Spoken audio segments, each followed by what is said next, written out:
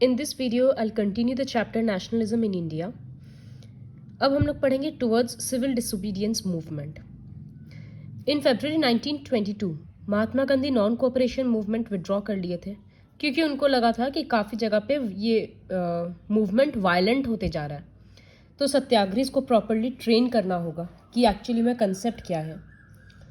Congress party के अंदर भी कुछ लीडर्स अब ये मास स्ट्रगल से थोड़ा थक गए थे और वो लोग चाहते थे कि इलेक्शन में पार्ट लिया जाए. They felt it was important to oppose British policies within the councils, argue for reform, and demonstrate that these councils were not truly democratic. उन लोगों को लगता था कि इलेक्शन में पार्ट लेना चाहिए, रिफॉर्म्स का बात करना चाहिए, तभी जाकर कुछ चेंज आएगा और लोगों को दिखेगा कि ये जो पार्टी है ये एक्चुअली में डेमोक्रेटिक नहीं है ब्रिटिशर्स का. CR दास और मोतीलाल नेहरू स्वराज पार्टी फॉर्म किए कांग्रेस में क्योंकि उनको पॉलिटिक्स में रिटर्न करना था. लेकिन जो यंगर लीडर्स थे जवाहरलाल नेहरू, सुभाष चंद्र बोस, ये लोग चाहते थे कि और मास एगिटेशन हो, रेडिकल मास एगिटेशन हो, मतलब लोग और ज़्यादा स्ट्राइक करें और सब कुछ करें और इंडिपेंडेंस लाएं. तो इस तरह का सिचुएशन में इंटरनल डिबेट्स होने लग गया. लेकिन उस टाइम पे फिर दो ऐसा चीज़ हुआ जिसकी वजह से इंडियन पॉलिटिक्स का शेप चेंज हुआ. पहला कि वर्ल्ड वाइड इकोनॉमिक डिप्रेशन हुआ, एग्रीकल्चरल प्राइसेस का रेट बहुत ज़्यादा गिरने लग गया, तो डिमांड फॉर एग्रीकल्चरल गुड्स भी फेल और एक्सपोर्ट्स जो बाहर जा रहा था गुड्स वो ख़त्म हो गया. तो पेजेंट्स को अपना सामान बेचना बहुत मुश्किल लगने लग गया. वो लोग अपना क्रॉप्स बेच नहीं पाते थे क्योंकि कोई ख़रीदने के लिए रेडी नहीं था. By 1930 the countryside was in turmoil.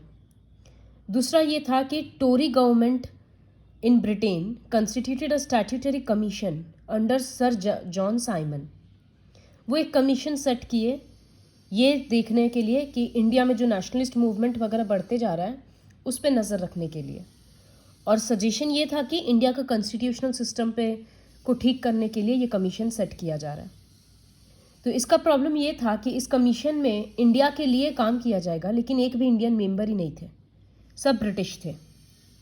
तो जब साइमन कमीशन इंडिया आया लोग बोलने लग गए go back Simon, go back Simon. सब पार्टीज इंक्लूडिंग द कांग्रेस और Muslim League participated in the demonstrations in an effort to win them over. जो वाइस रॉय था उस टाइम का लॉर्ड अर्विन, वो एक ऐसी ऑफर अनाउंस किया जिसमें बोला गया था इंडिया को डोमिनियन स्टेटस दिया जाएगा आगे कभी, और बोले राउंड टेबल कॉन्फ्रेंस किया जाएगा जिसमें मीटिंग होगा इंडिया का फ्यूचर के बारे में.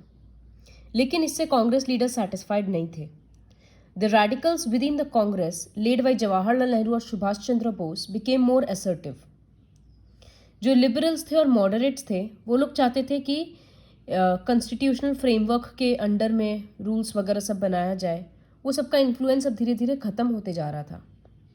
इन दिसंबर 1929 under the presidency of Jawaharlal Nehru Lahore Congress में ये डिसाइड किया गया कि इंडिया अब पूर्ण स्वराज के लिए तैयारी करेगा और बोला गया कि 26 जनवरी 1930 को हम लोग इंडिपेंडेंस डे के तौर पे मनाएंगे सेलिब्रेशंस. लेकिन लोग इतने ज़्यादा इसके प्रति अट्रैक्टिव नहीं हुए. तो क्योंकि सबको अपना इसमें फ़ायदा नहीं दिखा, सबका इसमें इंक्लूजन नहीं था, इस वजह से तो महात्मा गांधी सोचे कि अगर इस तरह से लोगों को अट्रैक्ट करना है तो सबको इन्वॉल्व करने का कोई तरीका निकालना होगा. मतलब कुछ इस तरह का प्लान करना होगा कि हर कम्युनिटी के लोग एक्टिवली पार्टिसिपेट करें. तो ऑब्वियसली 26 जनवरी 1930 को इंडिया इंडिपेंडेंट तो हुआ नहीं. इसी दिन को सेलिब्रेट करने के लिए ये जो 26 जनवरी है हम लोग रिपब्लिक डे के नाम से सेलिब्रेट करते हैं. तो गांधी जी क्या किए? गांधी जी 31 जनवरी 1930 को वाइस रॉय को एक लेटर लिखे जिसमें वो 11 डिमांड्स रखे. कुछ डिमांड्स जनरल इंटरेस्ट का था, कुछ पर्टिकुलर क्लासेस का था, जैसे बिजनेसमैन को कुछ चाहिए, इंडस्ट्रियलिस्ट को कुछ चाहिए, पेजेंट्स को कुछ चाहिए. गांधी जी का सोच ये था कि हर क्लास का इंसान पार्ट ले अगर उसका डिमांड रहेगा तो. और सबसे इम्पॉर्टेंट इस डिमांड में से ये था कि सॉल्ट का जो टैक्स है वो हटाया जाए क्योंकि सॉल्ट अमीर और गरीब दोनों खाता है और ब्रिटिशर्स उस पर मोनोपोली कर रखे हैं कि इंडिया में ब्रिटिशर्स को छोड़ के कोई सॉल्ट नहीं बनाएगा. इतना बेसिक आइटम है जो इंडियंस खुद से प्रोड्यूस नहीं कर पा रहे. तो गांधी जी बोले कि अगर 11 मार्च तक ये डिमांड्स फुलफिल नहीं हुआ तो फिर हम लोग full civil disobedience campaign launch करेंगे। तो अरविंद कुछ नेगोशिएट नहीं किया उस टाइम का वॉइस रॉय, तो महात्मा गांधी अपना फेमस सिविल डिसोबीडियंस लॉन्च किए। वो 78 वॉलंटियर्स के साथ अपने आश्रम से, साबरमती आश्रम से दांडी गए। दांडी कोस्टल टाउन है गुजरात का। 24 दिन तक वो लोग वॉक किए और वहाँ जाकर जब 6 अप्रैल को वो लोग पहुँचे तो वहाँ वो लोग समुद्र के पानी को बॉईल करके नमक बनाए। तो नमक बनाने से रूल ब्रेक हुआ, क्योंकि नमक किसी और को बनाना नहीं था ब्रिटिशर्स को छोड़ के। तो इस तरह से सिविल डिसोबीडियंस मूवमेंट स्टार्ट हुआ। तो सिविल डिसोबीडियंस और नॉन कोऑपरेशन में डिफरेंस क्या है? नॉन कोऑपरेशन में इंडियंस कोऑपरेट करने से मना कर दिए। वो लोग फॉरेन गुड्स यूज़ करना बंद कर दिए, पब्लिक स्कूल्स वगैरह में जाना बंद किए, ये सब काम। लेकिन सिविल डिसोबीडियंस में वो लोग रूल्स ब्रेक करना शुरू कर दिए। जैसे ये सब सॉल्ट नहीं बनाना था तो सॉल्ट बनाए। इसी तरह से फॉरेन क्लोथ्स वगैरह तो बॉयकॉट किए ही। लिकर शॉप्स वेर पिकेटेड, मतलब वही बाउंड्री रोक दिया गया था, एंट्रांस। पेजेंट्स रेवेन्यू नहीं दे रहे थे, टैक्स लग रहा था। Village officials resigned and in many places forest people violated forest laws. वो लोग रिजर्व फॉरेस्ट के अंदर चले गए थे लकड़ी और वो सब कैलकुलेट करने। Worried by the developments, the colonial government began arresting the leaders one by one. वो लोग लीडर्स को, अब गवर्नमेंट परेशान हो गया कि क्या करें, तो वो लोग लीडर्स को एक एक करके अरेस्ट करने लग गया। इसके वजह से हर जगह पर वायलेंट क्लैशेस होने लग गया। जब अब्दुल गफर खान को अरेस्ट किया गया तो पेशावर में लोग एकदम रास्ते पर आ गए। पुलिस बदले में फायर करने लग गया, बहुत लोगों का मौत हुआ। फिर 1 महीना बाद जब गांधी जी को अरेस्ट किया गया तो industrial workers in Sholapur police posts और म्यूनिसिपल बिल्डिंग्स, लॉ कोर्ट्स, ये सब जगह अटैक करने लग गए, क्योंकि ये सब ब्रिटिश रूल का सिंबल था। तो गवर्नमेंट डर के और बुरा तरीका से इस चीज़ को रोकने का कोशिश किया। विमेन, चिल्ड्रन, सबको मारा जाता था। 1 लाख लोगों को अरेस्ट किया गया। तो इतना सिचुएशन वायलेंट हो गया कि गांधी जी फिर से मूवमेंट को बंद करने का सोचे और गांधी अरविंद पैक्ट साइन हुआ, जिसमें Gandhi ji consented to participate in a round table conference. पहला राउंड टेबल कॉन्फ्रेंस में तो कांग्रेस जाने से मना कर दिया था। इस बार गांधी जी बोले जाएंगे, जो कि लंदन में था। तो इन दिसंबर 1931 गांधी जी लंदन गए कॉन्फ्रेंस के लिए, लेकिन बाद वहाँ पर कुछ नहीं बना। वो खाली हाथ निराश होकर आए। जब इंडिया आए तो देखे कि एक नया साइकिल शुरू हो गया है। इम्पॉर्टेंट लीडर्स जो है, जैसे गफर खान, जवाहरलाल नेहरू, ये लोग सब जेल में हैं। कांग्रेस को इलीगल डिक्लेयर कर दिया गया है और बहुत मीटिंग्स, डेमोन्स्ट्रेशंस, ये सब चीज़ रोक दिया गया है। तो गांधी जी दोबारा सिविल डिसोबीडियंस मूवमेंट लॉन्च करने का सोचे, लेकिन तब तक में वो मोमेंटम ख़त्म हो चुका था। लोग उसमें इतना एक्टिवली पार्टिसिपेट नहीं किए। अब हम लोग पढ़ेंगे कि हर क्लास अलग अलग कैसे मूवमेंट को अपने नज़रिए से देखा। जैसे जो रिच पेजेंट थे कंट्री साइड में, पटीदास ऑफ गुजरात, जाट्स ऑफ उत्तर प्रदेश, ये लोग मूवमेंट में एक्टिव थे। क्यों? ये लोग कमर्शियल क्रॉप्स ग्रो करते थे, तो जब क्रॉप्स का दाम कम गया तो इन लोगों को बहुत नुकसान हुआ, जिसकी वजह से इनका कैश इनकम डिसअपियर होने लग गया। तो ये लोग गवर्नमेंट को रेवेन्यू नहीं दे पा रहे थे और गवर्नमेंट रेवेन्यू कम नहीं कर रहा था। तो रिच पेजेंट्स को लगा कि सिविल डिसोबीडियंस मूवमेंट में पार्ट लेंगे तो गवर्नमेंट फोर्सफुली रेवेन्यू को कम करेगा। लेकिन जब सिविल डिसोबीडियंस मूवमेंट 1931 में कॉल्ड ऑफ किया गया, बंद किया गया और रेवेन्यू रेट्स वही रहा, तो इन लोगों को बहुत बुरा लगा। फिर जब मूवमेंट गांधी जी दोबारा शुरू किए तो मैक्सिमम लोग पार्ट लेने से मना कर दिए, क्योंकि इनके काम का कुछ हुआ ही नहीं, तो फिर क्यों लेंगे पार्ट। जो पुअर पेजेंट्स थे वो लोग, उन लोगों का इंटरेस्ट सिर्फ रेवेन्यू में नहीं था। वो लोग छोटा छोटा ज़मीन में काम करते थे, जो कि लैंडलॉर्ड्स से वो लोग रेंट पे लेते थे। तो जैसे ये इकोनॉमिक डिप्रेशन चलता गया, कैश लोगों का सब कम हो गया, तो टेनेंट्स रेंट दे नहीं पाते थे और लैंडलॉर्ड बदले में फिर वो लोग से ज़मीन खाली करवा देता था। तो फिर वो लोग अलग अलग मूवमेंट्स स्टार्ट किया और ज्वाइन करता था, जो कि सोशलिस्ट और कम्युनिस्ट पार्टी का स्टार्ट किया हुआ था। उन लोगों को ये लगता था कि फिर कांग्रेस को ये लगा कि अगर हम लोग स्मॉल पेजेंट्स को बहुत ज़्यादा सपोर्ट करेंगे तो जो लार्ज पेजेंट्स हैं और लैंडलॉर्ड्स हैं जो हम लोग के सपोर्ट कर रहे हैं, वो लोग कांग्रेस के अगेंस्ट हो जाएंगे। तो इस वजह से पुअर पेजेंट्स और कांग्रेस के बीच का जो रिलेशन था ये क्लियर नहीं हो पाया। जो पुअर पेजेंट्स का डिमांड था कि हम लोग रेंट नहीं भरेंगे इतने डिफिकल्ट टाइम्स में, ये बात आप रखो, तो कांग्रेस ये बात नहीं रख पाया। फिर बिजनेस क्लास, उन लोगों का सिविल डिसोबीडियंस से क्या था?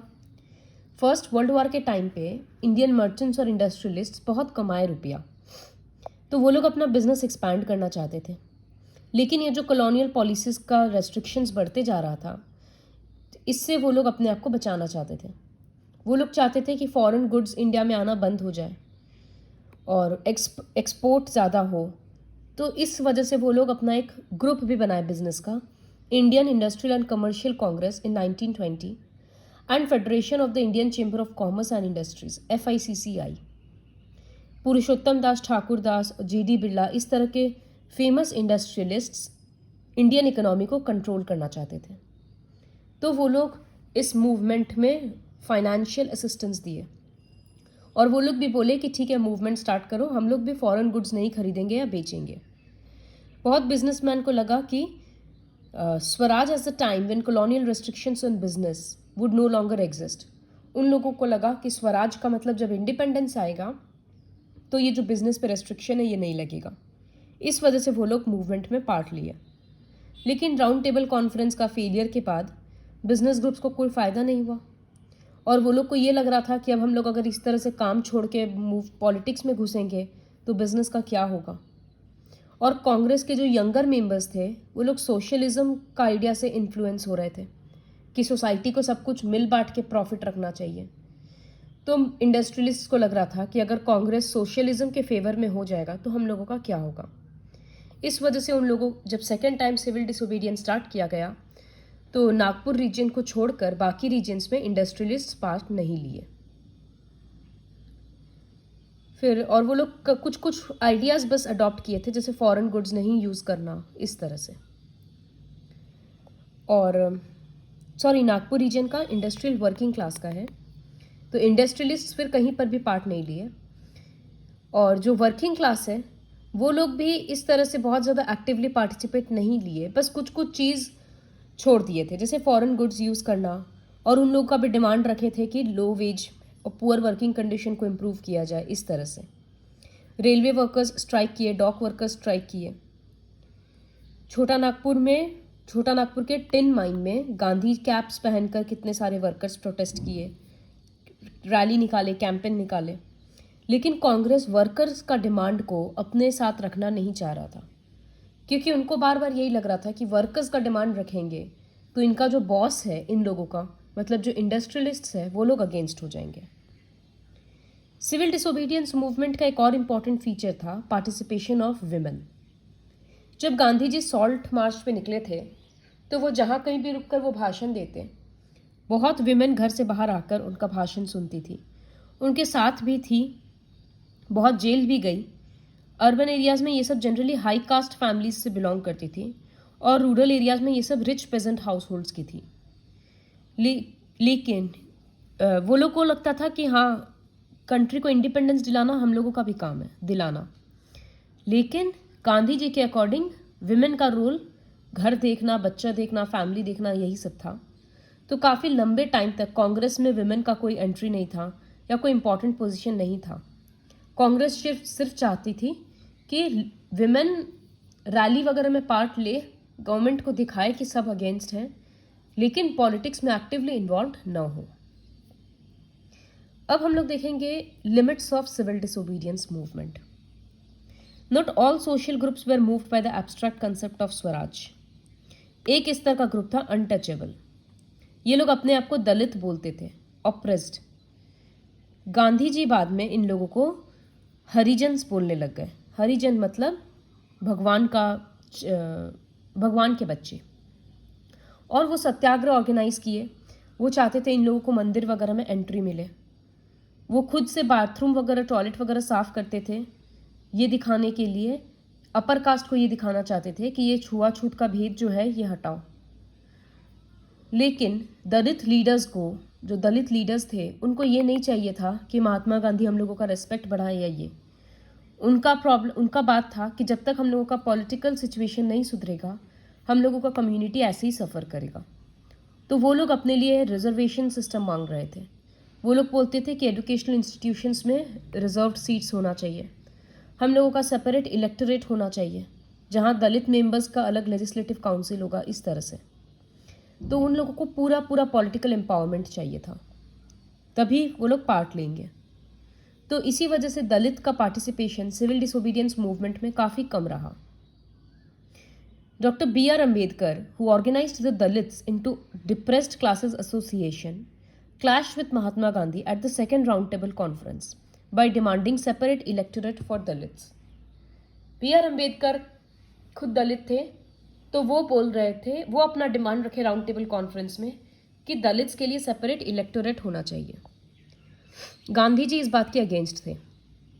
तो जब ब्रिटिशर्स अंबेडकर का बात मान लिए, तो गांधी जी बोलते हैं कि जब तक हम मरेंगे नहीं तब तक हम अब फास्ट रखेंगे, उपवास रखेंगे। तो लास्ट में अंबेडकर को गांधी जी का बात सुनना ही पड़ा कि ठीक है, सेपरेट इलेक्टोरेट का जिद छोड़ देंगे, और पुनः पैक्ट ऑफ सितंबर 1932 साइन किया गया। डिप्रेस्ड क्लासेस को शेड्यूल कास्ट का नाम दिया गया और उनके लिए रिजर्वेशन सिस्टम रखा गया प्रोविंशियल और सेंट्रल लेजिस्लेटिव काउंसिल्स में, लेकिन सेपरेट इलेक्टोरेट नहीं था। जो जनरल वोटिंग होगा उसी में उनके लिए रिजर्वेशन रहेगा। दलित मूवमेंट फिर भी आगे तक चलता रहा। Some of the Muslim political organizations in India were also lukewarm in the response to the civil disobedience movement. मतलब उन लोगों का भी रिस्पॉन्स थोड़ा हल्का रहा। क्यों? क्योंकि शुरू में जो नॉन कोऑपरेशन खिलाफत मूवमेंट, जिसमें बहुत सारे मुस्लिम्स पार्ट लिए थे, जब उसको बंद कर दिया गया तो मुस्लिम्स थोड़ा कांग्रेस से दूर हो गए। From the mid 1920s Congress ज़्यादातर हिंदू रिलीजन का ग्रुप दिखने लग गया, क्योंकि उसमें हिंदू ज़्यादा हो गए। हिंदू महासभा ये सब जैसा ग्रुप पार्ट लेने लग गया, और हिंदू मुस्लिम का हर लड़ाई के बाद हिंदू मुस्लिम का टेंशन बढ़ जाता था। तो इस वजह से ये दोनों कम्युनिटीज़ दूर होते गया। The Congress and the Muslim League made efforts to renegotiate an alliance, and in 1927 it appeared that such a unity could be forged. जो इम्पोर्टेंट डिफरेंसेस था वो सब के ऊपर बात किया गया। मोहम्मद अली जिना, ये मुस्लिम लीग का एक बहुत इंपॉर्टेंट रूलर था, ये अपना सेपरेट इलेक्टोरेट का डिमांड छोड़ने को तैयार हो गया। क्या कंडीशन पे? कि अगर मुस्लिम्स के लिए सीट्स रिजर्व्ड रहेगा तो सेंट्रल असेंबली में, and representation in proportion to the population in the Muslim dominated provinces. Bengal और पंजाब जहाँ इतने मुस्लिम्स हैं उसके प्रोपोर्शन में रिजर्वेशन होना चाहिए। Negotiations over the question of representation continued, but all hope of resolving the issues at all parties conference disappeared when M.R. Jayakar of the Hindu Mahasabha strongly opposed efforts at compromise. जब M.R. जयाकर खुले में बोल दिया कि कोई compromise वगैरह नहीं किया जाएगा, तब समझ में आया कि हिंदू मुस्लिम एक नहीं हो सकता। तो जब सिविल डिसोबीडियंस मूवमेंट स्टार्ट हुआ तो लोगों में डिस्ट्रस्ट था, सब एक दूसरे पे पूरे तरीक़ा से भरोसा नहीं कर पा रहे थे। मुस्लिम लीडर्स का अपना चिंता था, क्योंकि उनको लग रहा था इंडिया में मुस्लिम माइनॉरिटी स्टेटस है, तो उनका कल्चर, उनका आइडेंटिटी हिंदू लोग डोमिनेट करेंगे, हिंदू लोग छुपा देंगे, ये प्रॉब्लम था। तो ये सारा लिमिटेशन था सिविल डिसोबीडियंस मूवमेंट का। अब है the sense of collective belonging. Nationalism spread करना सिर्फ ये आइडियाज़, मतलब सिर्फ ये मूवमेंट्स वगैरह के थ्रू नहीं था। बहुत सारे आर्टिस्ट्स को ये लगा कि ये जो फोक कल्चर है, फोक लोर, फिक्शन है, सॉन्ग्स है, ये सब को रिवाइव करना चाहिए, क्योंकि इससे ट्रू इंडियन स्पिरिट दिखता है। ये लड़ाई झगड़ा के चक्कर में ट्रू इंडियन स्पिरिट कहीं छुप गया है, तो वो इन सब के थ्रू दिखेगा। तो वो लोग क्या करते थे, गांव गांव जाकर ये सब सॉन्ग्स वगैरह कलेक्ट करते थे। जो स्टोरीज़ है, फोक टेल्स है, फोक हीरोज़ के बारे में, ये सब चीज़ वो लोग कलेक्ट करते थे। उसी टाइम पे भारत माता को भी, जैसे हम लोग देखे कि एलेगोरी देखे, जर्मन का भी था, फ्रांस का भी था, ठीक उसी तरह से इंडिया को भी भारत माता का इमेज दिया गया। इस तरह से एक पीसफुल विमेन का इमेज था। बंकिम चंद्र चट्टोपाध्याय ये इमेज पहली बार बनाए थे, और वो लिखे वंदे मातरम, फिर इसको जगह जगह पर गाया जाने लगा। स्वदेशी मूवमेंट के साथ ये अटैच्ड हुआ। Abanindranath Tagore painted his famous image of Bharat Mata. In this painting Bharat Mata is portrayed as an aesthetic figure, calm है, कंपोज्ड है, स्पिरिचुअल है। फिर अलग अलग प्रिंट में और ये चीज़ सर्कुलेट होने लगा। तो इस तरह से नेशनलिज्म का जो मूवमेंट था ये वापस रिवाइव हुआ through Indian folklore. In late 19th century India, nationalists अलग अलग विलेजेस में घूमकर, जो हम बताए ऑलरेडी, इंडिया का जो ट्रू पिक्चर खराब हो चुका था लड़ाई झगड़ा के चक्कर में, ये लोग उसको रिवाइव करने का कोशिश कर रहे थे। रविंद्रनाथ टैगोर खुद कितना सारा बैलेज, नर्सरी राइम्स, मिथ्स, ये सब चीज़ कलेक्ट करने लग गए थे। मद्रास में Natesa Shastri published a massive 4-volume collection of Tamil folk tales. नाम था the folklore of South India. वो जानते थे कि लोगों का जो रियल थॉट्स है और कैरेक्टर्स है वो उनके फोक कल्चर में ही छुपा है। तो जैसे जैसे नेशनल मूवमेंट स्प्रेड होता गया, नेशनलिस्ट लीडर्स लोग और इस आइडिया से इंस्पायर होते गए, लीडर्स खुद इंस्पायर होते गए। तो वो लोग भी ये सब चीज़ यूज़ करने लग गए सिंबल्स को। जैसे स्वदेशी मूवमेंट जब हुआ बंगाल में, तो 3 कलर का फ्लैग, रेड, ग्रीन, येलो, इसको डिज़ाइन किया गया था और इसमें 8 लोटस था, जो 8 ब्रिटिश इंडिया का प्रोविंस था। एक क्रेसेंट मून था जो हिंदू और मुस्लिम्स को यूनाइट करने का सिंबल था। फिर गांधी जी खुद एक अपना स्वराज फ्लैग डिज़ाइन किए, जिसमें 3 कलर था, वो रेड, ग्रीन, वाइट, और एक बीच में एक स्पिनिंग व्हील है। स्पिनिंग व्हील मतलब वो सेल्फ हेल्प का है idea, symbol. Another means of creating a feeling of nationalism was through reinterpretation of history. 19th century में इंडियंस अपना फीलिंग भूल चुके थे कि इंडिया का कल्चर कितना रिच है, इंडिया का हिस्ट्री कितना रिच है, क्योंकि ब्रिटिशर्स इंडिया को बैकवर्ड क्लास के तौर पे देखते थे, जो लोग खुद को अपने आप से गवर्न नहीं कर सकते इस तरह से। बदले में इंडियंस दिखाए कि हम लोग अपने कल्चर को लेकर कितने प्राउड है। वो लोग दिखाए कि इंडियंस बिना ब्रिटिश के कितना कुछ अचीव किए थे। तो इस तरह से उन लोगों में एक प्राइड का फीलिंग आ रहा था।